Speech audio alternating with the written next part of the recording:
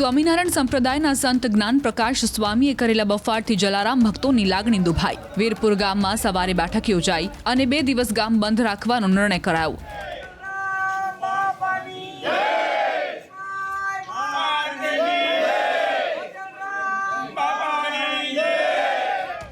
સ્વામીને 24 કલાકનું અલ્ટિમેટમ આપતા વીરપુરવાસીઓએ માંગ કરી કે બુધવાર સુધીમાં સ્વામી વીરપુર આવીને જલારામ બાપા સન્મુખ માફી માંગે। 2 દિવસ વીરપુર સંપૂર્ણ બંધ રહેશે। આ લોકો ખોટા બફાટ કરે ઇતિહાસ જાણ્યા વગર આ એકદમ વ્યાજબી નથી, એટલે એના માટે અમારો રોષ છે। સ્વામી અહીંયા આવીને માફી માંગી જાય તો સ્વામિનારાયણ ધર્મમાં આ લોકોને લેતા પહેલા એકવાર વિચારવું જોઈએ કે આ લોકો પાસે પૂરતું જ્ઞાન છે કે નહીં। નામ જ્ઞાન પ્રકાશને આવો બફાટ કરી જાય। વીરપુરના તમામ વેપારીઓએ દુકાનો બંધ કરી દીધી છે। દવા, હોસ્પિટલ જેવી જરૂરી સેવાઓને બાદ કરતા ગામ સંપૂર્ણ બંધ છે। સ્વામી વીરપુરમાં આવીને માફી નહીં માંગે તો 6 માર્ચે નવી રણનીતિ ઘડવાની જાહેરાત કરાઈ છે। જલારામ ભક્તોનો દાવો છે કે જ્ઞાન પ્રકાશ સ્વામીએ ઇતિહાસ જાણ્યા વિના બફાટ કર્યો છે। આથી લાખો જલારામ ભક્તોની લાગણીને ઠેસ પહોંચી છે। વિવાદ વચ્ચે પુસ્તક અને પેપરના કટિંગના લખાણો પણ વાયરલ થયા છે, જેમાં દાવો કરાઈ રહ્યો છે કે જલારામ બાપાના જીવન ચરિત્ર સમાન પરચાનો અમર ઇતિહાસ નામના પુસ્તકમાં આ પ્રકારના પ્રસંગનો ઉલ્લેખ છે। આવા દાવા સાથે કટિંગ પણ વાયરલ કરાયા છે। જલારામ ભક્તોએ આવા દાવાને નકારતા આ પ્રકારના પુસ્તકના વિવાદિત લખાણ પણ દૂર કરવાની માંગ કરી।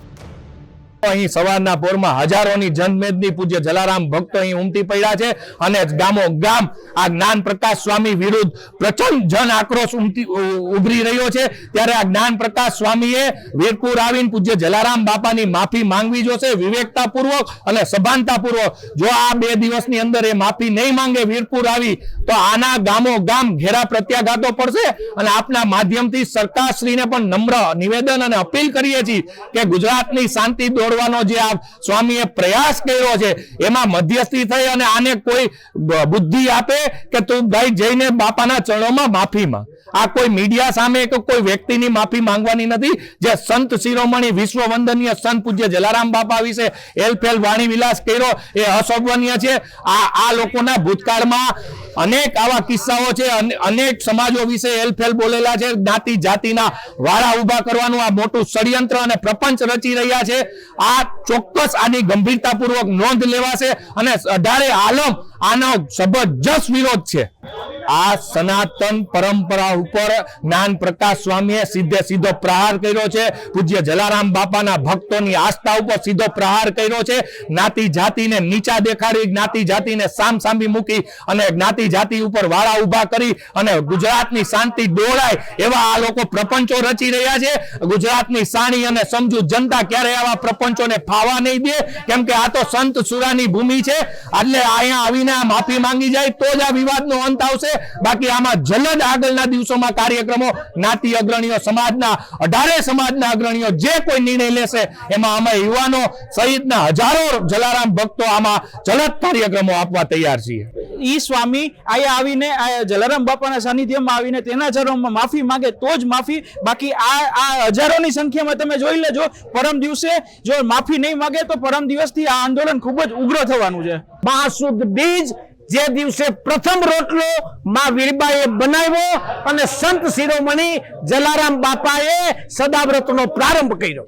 અખિલ બ્રહ્માંડનો માલિક વિક્રમ સંવત 1876 ના દિવસે જલારામ બાપાએ સદાવ્રતનો પ્રારંભ કર્યા પછી એ પછીના 10 વર્ષે એટલે કે વિક્રમ સંવત 1886 ને દિવસે ભગવાન રામ ખુદ વીરપુરને આંગણે આવે છે। વયોવૃદ્ધ શરીર છે। જલારામ બાપા સાધુને જોઈને ખુશ થાય છે કે આપ જમી લ્યો, આપની હું શું સેવા કરી શકું। ત્યારે એને કીધું કે મારું શરીર ચાલતું નથી, હું વૃદ્ધ થઈ ગયો છું, મારે જમવું નથી, મારે તો મારી સેવા કરવા હું માગું ઈ આપીશ। ત્યારે જલારામ બાપાએ કીધું કે આપ હુકમ કરો। એને માં વીરબાઈની માગણી કરી હતી અને એક પણ પલની રાહ જોયા વગર માં વીરબાઈનો હાથ એ સાધુને સોંપી દીધો તો એ ભગવાન રામ હતા અને 3 કિલોમીટર પછી એ ભગવાનને ભાગવું પણ મુશ્કેલ પડ્યું હતું। એવી આ ધરતીની કથા છે। ભોજલરામ બાપાના પ્રેરણાથી જલારામ બાપાએ આજથી 205 વર્ષ પહેલા અન્નક્ષેત્ર સદાવ્રતનો પ્રારંભ કર્યો। તે અવિરતપણે ચાલુ છે।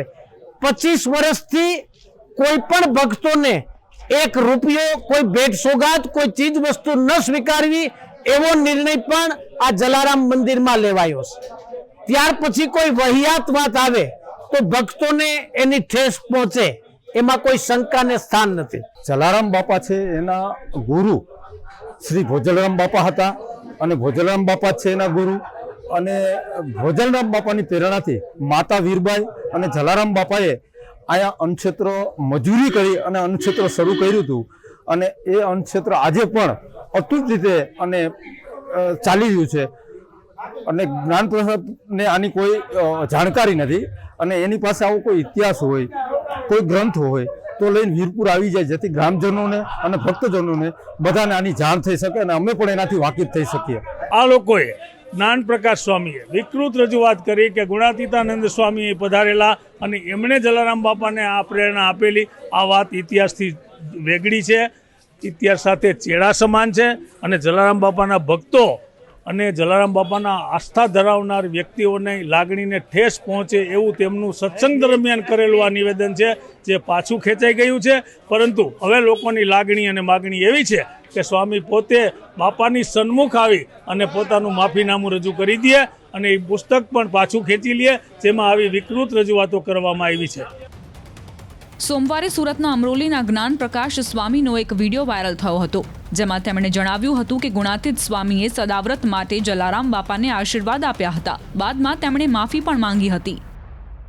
જલાભગતે સ્વામીની પાસે આશીર્વાદ માંગ્યા કે સ્વામી, મારો એકમાત્ર લક્ષ્ય કે ઈચ્છા છે કે અહીંયા કાયમને માટે સદાવ્રત ચાલે અને જે કોઈ આવે એ બધાને અહીંયા પ્રસાદ મળે, ભોજન મળે, એવી મારી ઈચ્છા અને એવો મારો સંકલ્પ છે. ગુણાતીતાનંદ સ્વામી કે બહુ સારું, તો પહેલાં અમને તો જમાડો. સ્વામી કહે અમને તો જમાડો. જલા ભગત બહુ રાજી થઈ ગયા. બાપાના મહિમા વિષયક આ વાત કરેલી, જલારામ બાપાના કાર્ય તેમજ અયોધ્યામાં જે બાપાનો સદાવ્રત ચાલે છે અને ભગવાનનો થાળ થાય છે એ અંતર્ગત વાત કરેલી. એમ છતાં કોઈ પણ સમાજને કે કોઈ પણ વ્યક્તિને મારી વાતે કરીને દિલ દુભાણું હોય તો સાચા દિલથી માફી માગું છું.